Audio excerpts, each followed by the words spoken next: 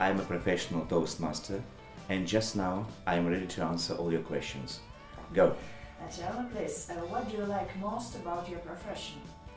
You see, this particular profession helps me to be tolerant, reliable, creative, maybe, definitely flexible. You see, in this particular life, in our life, I think this profession helps me a lot. It gives me some time. I can go in for sports, cinema, theater, a lot of time for self-perfection, by the way. Great.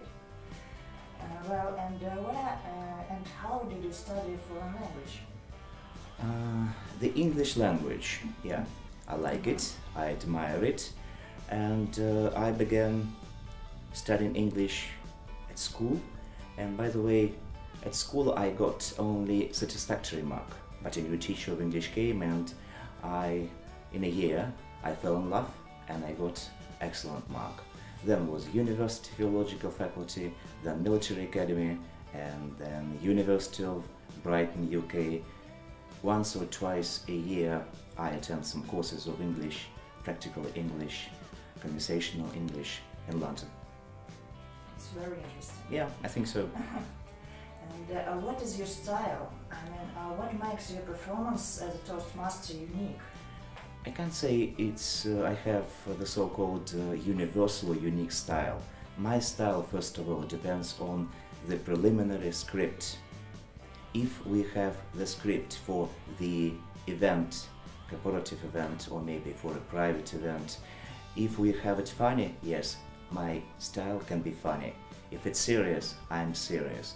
As for instance, you can't be funny at the press conference, but sometimes maybe I have to be funny at the press conference. Okay, so about private events, about wedding, dinners and so on. So, if it's funny, I'm funny. If it's serious, I'm serious. If it is creative, I'm creative. If it is a wedding quest, for instance, I'm a traveler, I'm a hunter, I'm Indiana Jones. Can you imagine it? Tell us please about your experience as a Toastmaster. How much experience do you have working with international couples? A lot of experience, maybe 10 or 15 years I'm in this particular business. I spent a lot of time discussing, organizing these international events. I visited a lot of countries such as Spain, Italy, the UK, Austria, a lot of countries. And definitely I spent a lot of time here in Moscow discussing the same ideas with the bride and the groom. And how do you think? Are there any differences between working with international couples and Russian couples? It's better to say no difference at all, but it will be not true. Definitely there is a big difference, maybe a gap between two cultures.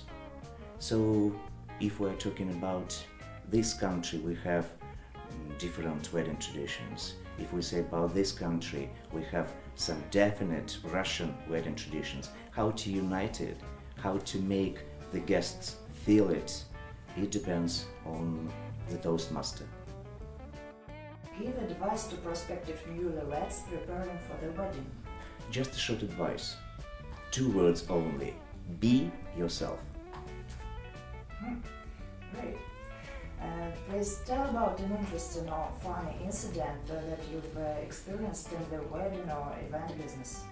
No incidents at all, because it's very serious to say, yeah, I had some incidents in my career of being a Toastmaster or international Toastmaster, but maybe a funny one.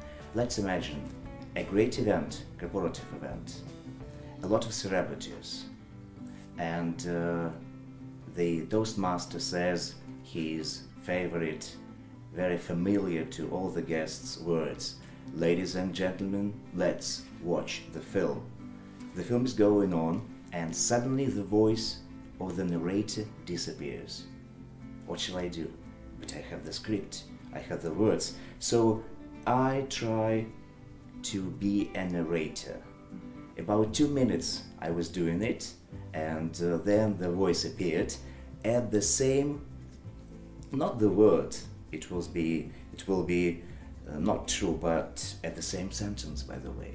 So my voice disappeared, and then Rete appeared, and it was going on perfectly. You saved the situation. Yeah, I can say, yeah, but I was a saver. Right you are, yeah, maybe. And what difficulties have you had working at international weddings? If you have prevented any problems, how did you do it? You already answered this as I question. said, just two worlds, two different worlds, two different cultures. How to unite it, because it's necessary during some short hours, if we are talking about the wedding dinner. It's necessary just to show the Russian wedding traditions, and maybe for our Russian people to make the acquaintance with the foreign wedding traditions. That's the idea. What may surprise foreign guests at a Russian wedding? What wouldn't they expect?